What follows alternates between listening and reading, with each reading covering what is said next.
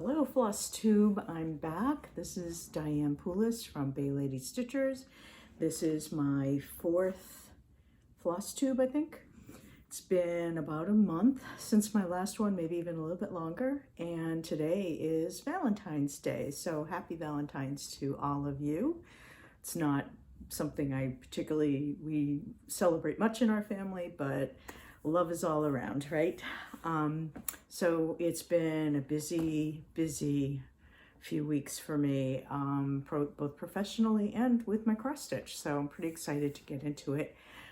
A little bit of, what's been going on in my life. The month of January, I had quite a few things that I needed to install in clients' homes, including my trip to Nantucket. I went over the bounding main and headed over to the island. Horrible weather. Gale force winds threatened the next day, so we ended up staying in a hotel.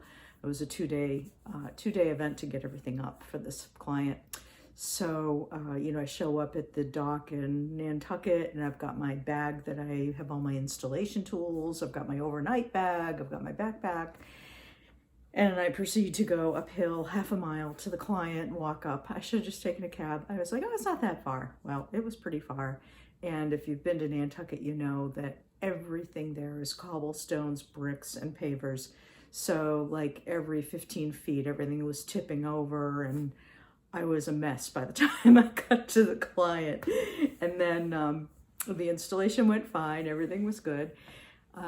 Stayed in a nice little bed and breakfast that night, and very sweet place, and got up, finished the job on Saturday, and then got on a boat. And so I took my Dramamine.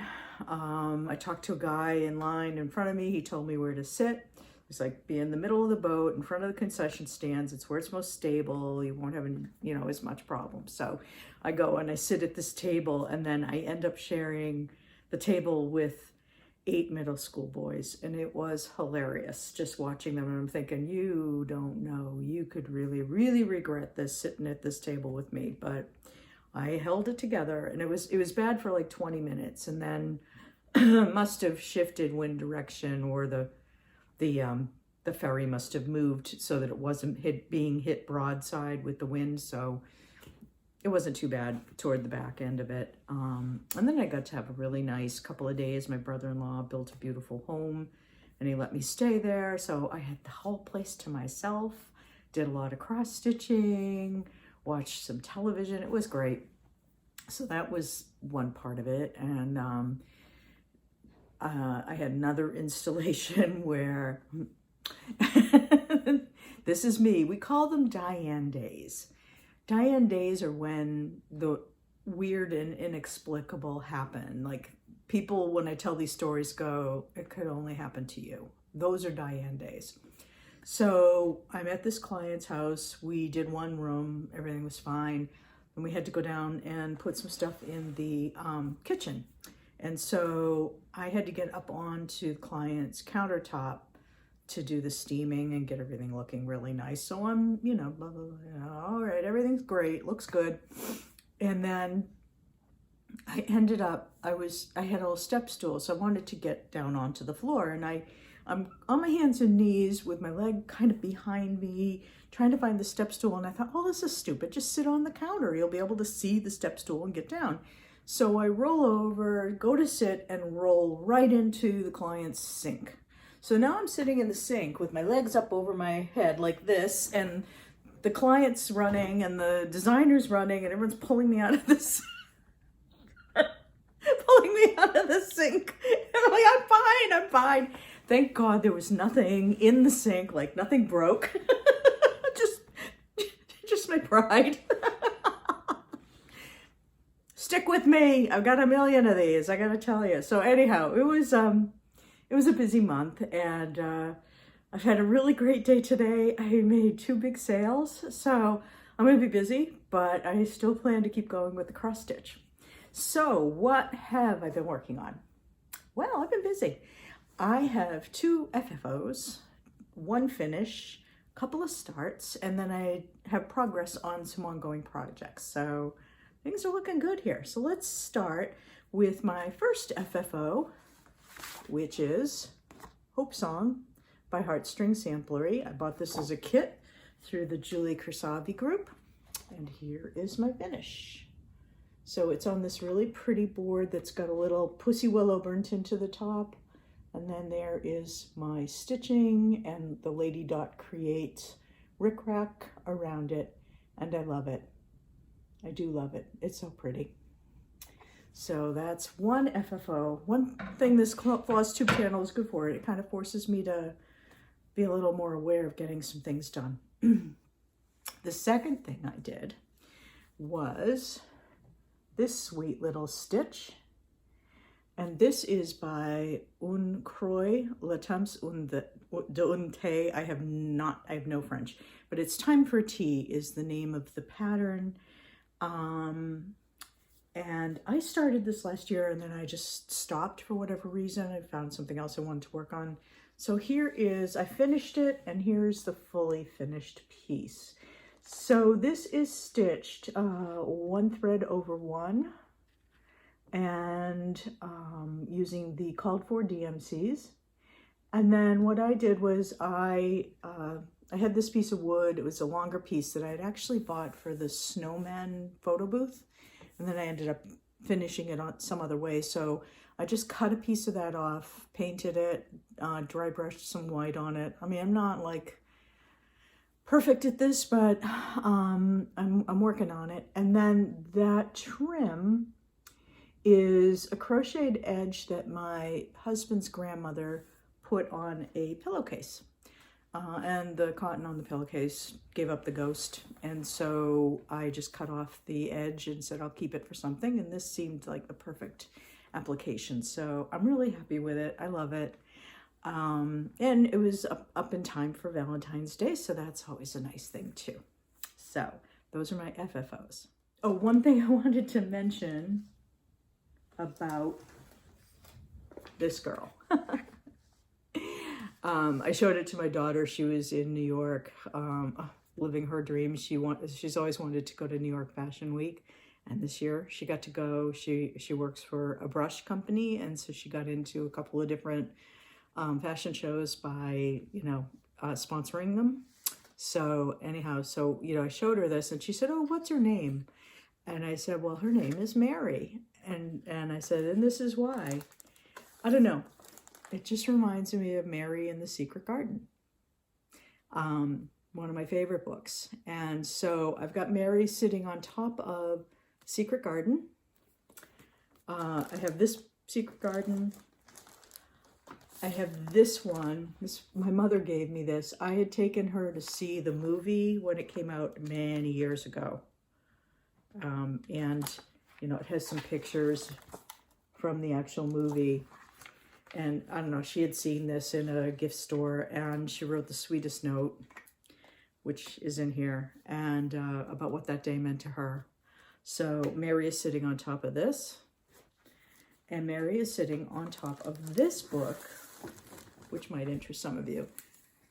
So Unearthing the Secret Garden. I picked this up a couple of years ago, and basically this author, it's a bit of a biography of Frances Hodgson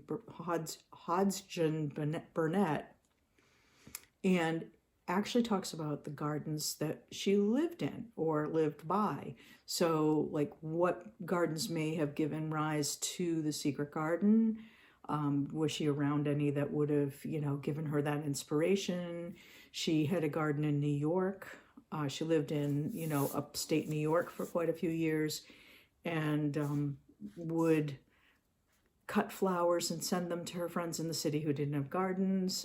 It was just a great book. So I'll put the links to this in the show notes. I don't make any money off of this, so please, I'm just like, these are just things I enjoy. And if you enjoy gardening as part of what you do for crafting, you will enjoy this too. It's got really pretty, here's her son. It's got some great pictures and illustrations, talks about the plants that she had in the garden. So Mary, quite contrary, is sitting on top of a pile of Frances books. Ooh. Now for my finish. This is from the Nicola Parkman Words of Wisdom Compendium. And it is called Lost by Mrs. Salmond, 1897. And I started this as my blessing sampler, and I ran out of floss. I was going to have it done, and I was so excited, and then I was like, oh no, I ran out of floss, and I didn't get a chance to go to my LNS until last week. So I finished it last weekend. And as I said, you know, I have a lot of blessings in my life. I don't need a sampler to prove that to me, but here is the finish. And this is stitched on 36 count antique lace by Seraphim with deep fennel. I love this color. It's got a lot of variation. It's a really pretty aqua blue. It's a little bit deeper than Mountain Mist, so you do get a little bit more vitality from it, but it still has so much variation. And it reads, lost somewhere between sunrise and sunset, 2 golden hours, each set with 60 diamond minutes. No reward is offered, for they are lost forever. And I talked about this at length on my last Flosstube, why I picked it, what it means to me. And I know, like, some people just kind of go through what they're working on. They don't talk about the why. But I like to talk about why I select things, because, you know, if a piece speaks to you, there's a reason for that. And I kind of like to think about why I'm doing something or why it's important to me. And of course, those diamond minutes that I've shared with my family, particularly on Cape Cod, are so special. And now I've got a little sampler to remind me. I'm going to hang that down. Like I've mentioned, I have an RV, or as I call it, my tin can in heaven. And so I'm going to hang that there. And I thought, actually, at this point, I'd show you a couple of other things that I have stitched and yet to frame that I'm going to have alongside it. So we've got, make sure I'm not showing it to you upside down. So we've got Lost. Then I picked up, oh, and I didn't grab the patterns. Shoot, I'll put it in the show notes. But these are from Chessie and me. And I picked up these little kits. So here's a little house with the American flag. I've got a little schmutz here. Yeah. With the American flag and the little whale. Whales mean a lot to our family. And 2022, which is the year that we first bought that tin can in heaven. So here's a memento of that first year that we had in our own little place on the Cape. I love this. It's so cute. It's very tiny. And then I have another one, again by Chessie and me. And this is a little house up on the cliff looking at a sailboat off in the distance. And this was a kit, but I substituted, they sent a red and I didn't like it as much. So I used the same red as the other one so that they'd kind of match, obviously. So I've got those, which can kind of hang to the side. Now if I sit back, okay, those will kind of hang to the side. This white fabric is just lining fabric. My hoop is too big for this linen, wouldn't have fit in it, so I just put some extra fabric around it so it would fit in my hoop. And then, and I've had this done for a while, Women of the Mayflower. Okay, so here's my Women of the Mayflower by Brenda Gervais with Thy Needle and Thread. Here it is. Can't all fit in one frame. And you'll notice one change I made is I put Truro at the bottom versus Plymouth. First of all, my little tin can in heaven is in Truro. But second of all, in Truro, that is actually where the men came ashore first. The women, it was absolutely correct. The women did not leave that boat until they got to Plymouth, which is, you can see it from the beach on the bay side in Truro. You look across, you'll see Plymouth. But because they came to Truro, came ashore trying to explore a little bit, see what the lay of the land was. They showed up very late, much later than they had expected. And therefore, it was November, and they were not going to survive that winter. They had no food. So they came ashore, and in the dunes of the beach, they found baskets of corn. Not a nice thing to do in, with our 21st century values, I understand, but the men took some baskets of corn back to that boat with them, and that's probably what kept them alive for that first winter, even though many, many people did die. But it would have been far worse had they not had some food to sustain them. And again, not the greatest story in terms of coming ashore and taking someone's food, and then, everything that happened subsequent to that. But the beach that they landed on in Truro is called Cornhill. And that's where I spend a lot of my time. That's one of my favorite beaches. And you sit and you see the whole crescent of the Cape kind of wrapping around in the tip of P Town. You can see it from there, from Cornhill Beach, and the dunes are still there. I'm sure they're changed, but the dunes are still there. So I just made that change because I felt like this piece more was a Truro piece for me, even though the ladies, and Brenda's completely right, the ladies didn't come ashore until Plymouth. They didn't let the women leave. And I'm sure the women were like, we showed up X amount of months late. We've been drinking swamp water and maggoty meat. You do not get back on this boat without something decent for us to eat. So, your failure to pull over and ask for directions, we were lost. And therefore, they had to take the corn. So I'm just being silly. Anyhow, so that is kind of my, I'll probably have the women of the Mayflower here, the two little Chessie and me, and then maybe over the top, I'll do the golden hour. And that about fills up the wall space.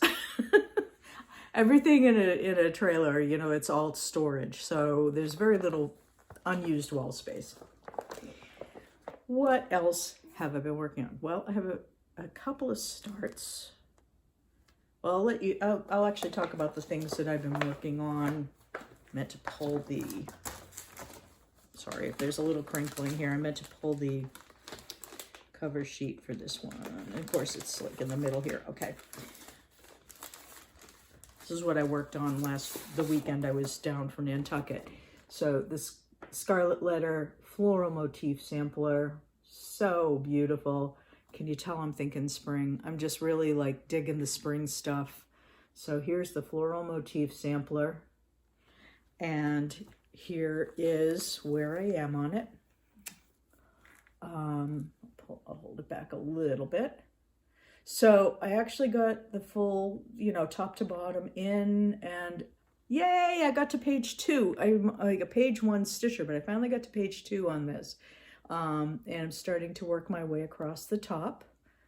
Absolutely beautiful. I bought the Vicky Clayton silk conversion for this, and this is on 40 count XJu Terra Cotta. She says that she drops everything. Marbled Terra Cotta, very pretty linen. I love working on this. I don't know, every single, you can work on just one little motif, you can just get one little thing done in an evening, and you feel like you've done something and you have something completed. It just makes me feel great. Because sometimes in my life, I'm not feeling all that productive. So I worked on that. The other thing I worked on, Every Opening Flower by With Thy Needle and Thread, Brenda Gervais. I love this. And I did a fair amount of work on it. All right, so I started the roof of the house. I did a few more of the letters. Starting to really kind of come together. Now, the only thing I just noticed as I was pressing it, I don't know if you can see it. Yeah, you can. There's a ring from my hoop. I don't know what the heck happened. I hope I can get that out. I think I'm going to have to maybe work on that a little bit before I continue work on this, because I might have to start over. Oh, that would be awful. Anyhow, Every Opening Flower. I didn't bring the whole kit down, but this was, the linen is Dames of the Needle Dirty U, And the called for overdyed threads is what I'm using for these. The other thing I worked on,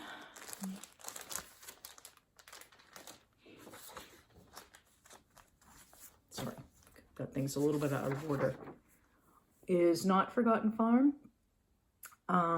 Christmas in My Heart, 1843.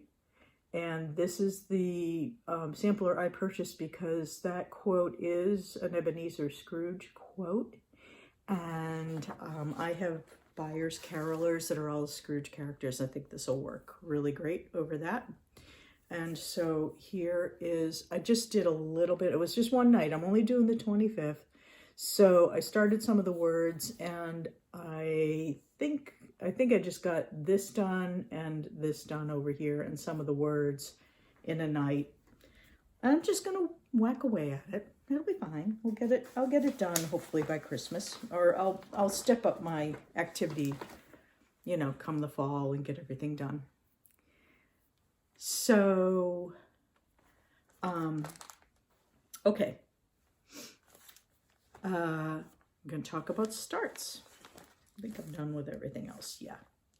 So last video we talked about Halloween at Hollyberry. And I am going to be working on this on the 13th and the 31st. Now, I started it. I didn't even bother to press it.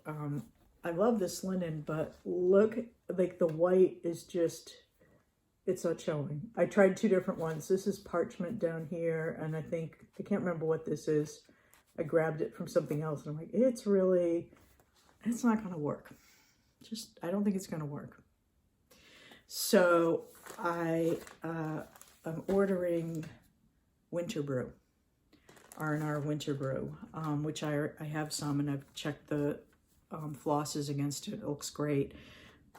And this linen, this storm linen, which is so beautiful, I was thinking maybe I could use for Live on Little by Plum Street. I have that all kitted up, but I had it with Vintage Country Mocha, and I don't love it.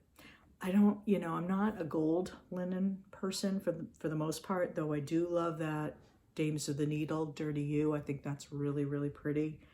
And there was another one that I used that I really loved, but for the most part, I am not drawn to those. So maybe that storm will work well for Live on Little. I'll just have to see. So I'm going to hold off on that until I get the linen that I want. And this was a hard-won victory for me because I've got a story now. So at the Silver Needle Super Bowl sale, I bought all the Hello seasons. So Hello Spring, Hello Winter, Hello Summer, Hello Fall. And I asked them to kit them up. And if they didn't have the linen that was called for, they could substitute.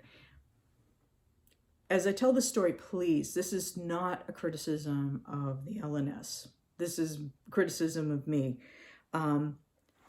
So I wasn't even going to mention their name, but they're wonderful. It's just for whatever reason. So they sent me the linens, and it was, probably February by the time the order got here. So I said, all right, well, I'm going to start with spring. Spring was the one that really got me like, oh, I really want to stitch these. So I stitched it, and I kept stitching it, and I kept stitching it, and I was like, I don't think this is the right choice for this.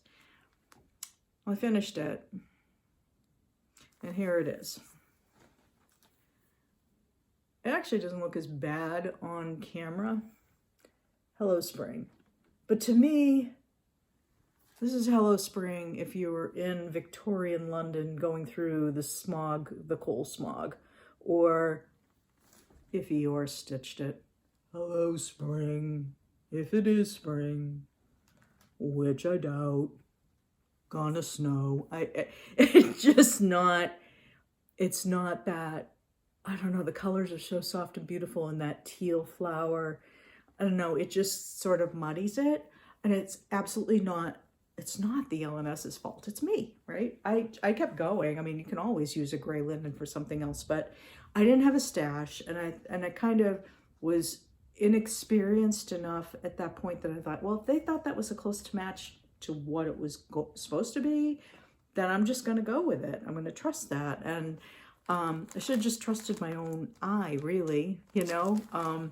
And it, again, please, it's not a criticism of them, because they are a wonderful store, and I've bought so many things, and I continue to buy things. So please don't put nasty comments in my in the comments, because I'm criticizing me. And the only reason I tell this story is because I think we have to trust our instincts. So I learned from that experience when I started Hollyberry. I'm like, yeah, no, I picked the wrong linen. I'm going to stop, and I'm going to get the right linen so that this piece does what I want it to do. So here's Hello Spring. And see that, you know, that's like on a much more neutral linen, not a, I don't know, not a deep gray. So here's my start, and much better, at least by my eye, much better. It's not that the gray one is hideous, and I'm like, do I have an Eeyore friend? It's beautiful. I love it. I'll put it in my honey pot with my deflated balloon. Such a shame to not use it at all, but I don't know. Anyhow, so there's my start on Hello Spring, which I love. And, you know, I have, boop, boop, boop. I have Hello Fall. And here's Hello Fall. Isn't that gorgeous? I think she really does well with these fall-based stitches. The colors are just amazing. I think I made one substitution because the ribs on this pumpkin were too close to the pumpkin color, so I switched it out. And I did, here's Hello Winter. And, oops, here it is. So that's done. And that's gorgeous. Now this is on the Winter Brew. And I think, like, you know, it's a good neutral, dark enough to show the white, of which there's a lot in that Hollyberry farm sampler. So I think that's what I'll do. And then I did start Hello Summer. I stopped working on it because I wanted to work on some fall-based pieces, so I stopped. So I'll make sure that I have that done for this this summer. So that is kind of in a nutshell everything I've been working on. So I've been, you know, I've been relatively busy. Got a little progress on some things, started some new things, finished some things. Not bad. And I'm under half an hour, so even better. Maybe I've just been motor mouthing through this, but anyhow, I think that's all I have to show you today. What are my plans? Well, I'm going to keep working on the floral motif. So I'm not doing a whip go, and I am not the type of person who can survive doing the book of days or anything. I just sort of in my own mind kind of set goals. So I was thinking a week on the floral motif sampler, a week on this every month, a week on my every opening flower every month, a week on a small, so I can start to develop a little bit of a small inventory. I don't really have much. Then on the 25th, I will stitch on my Christmas sampler, and on the 13th and 31st, the Halloween sampler. So that doesn't leave me, maybe leaves me 3 or 4 days of, you know, whatever I want to work on. So if something is going along really well, I can continue to work on that for a couple extra days. And frankly, I don't stitch every day. Sometimes I'm just tired and don't get to stitch. So, and I like to read, and now, you know, gardening will start happening pretty soon too. And I have quite a bit of yard cleanup that I have to do and getting everything ready. So, and, you know, work, you know, I have to work. Dang it. I'm looking forward to the day I don't have to work quite as hard. I don't know if I'll ever stop working. I love to work, but it would be nice to not have the grind that I have right now. And that's a goal that I'm trying to achieve over the next couple of years, is to sort of wind it down a little bit and realign my expenses so that I can work less and still survive. So that's it. I will put all of the details in the show notes. I'll put the details for the books, certainly, if you're interested, especially in the biography. It didn't go into paperback, so I don't know if it's sold very well, but you can get it on Amazon. You could probably get it on, you know, one of those remainder sites too. I bet they would have it, and you might be able to get it cheap.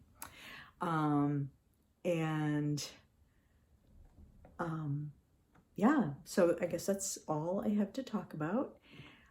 I hope that you are safe and warm wherever you are. We were supposed to get a nor'easter yesterday, and we didn't.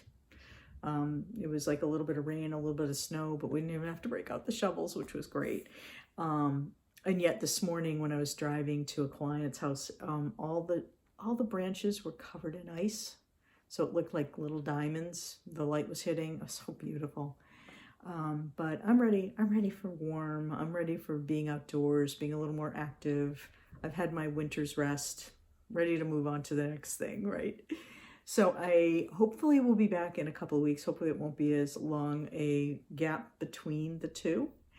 And I hope that you all have some wonderful time for stitching, and that you have some great projects in your basket that you're loving to work on, as I do.